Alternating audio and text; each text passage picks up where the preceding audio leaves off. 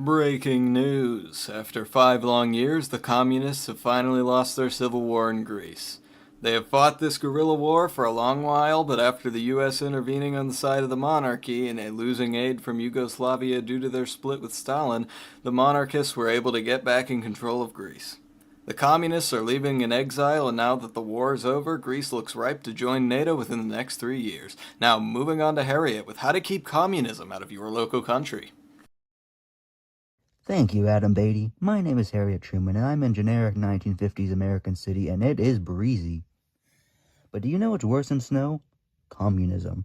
Rumor has it that communism may be in your area, and things may only get worse from here.